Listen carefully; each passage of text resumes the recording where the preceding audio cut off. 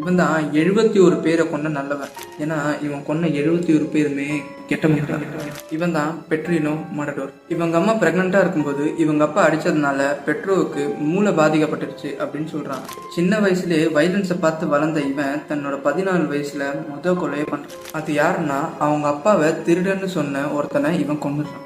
அதுக்கப்புறம் இவனுக்கு ஒரு உண்மை தெரிய வருது, அவங்க அம்மாவை கொன்னது அவங்க அப்பா தான். இந்த உண்மை தெரிஞ்சதுக்கப்புறம் அவன் போலீஸ் கிட்டலாம் போல அவங்க அப்பாவை பழி வாங்கிடுறான். அப்போதான் ஒரு முடிவு எடுக்கிறான், கெட்டவங்களை எல்லாரும் கொல்ல போகிறேன். இதுக்கப்புறம் drug dealers, rapist, gang members including ஜெயிலில் இருக்கிற டேஞ்சரஸ் கிரிமினல்ஸ் எல்லாரையும் கொன்னான். அஃபிஷியலாக இவன் 70 பேரை கொண்டிருக்கான். ஆனால் சில ரிப்போர்ட்ஸ் படி இவன் 100 பேருக்கு மேலே கொண்டிருப்பான் அப்படின்னு சொல்கிறான். இவன் மொத்தமாக 34 வருஷம் ஜெயிலில் இருந்திருக்கான். அந்த காலத்தில் பிரேசிலில் இதுதான் அதிகபட்ச தண்டனை.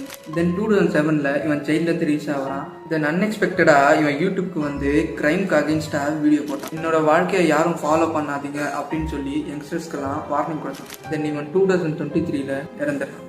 இதில் கேள்வி என்னன்னா, 71 பேரை கொன்னதுனால இவனை கெட்டவன் சொல்லலாமா, இல்லை 71 கெட்டவனை கொன்னதுனால இவனை நல்லவன் சொல்லலாமா?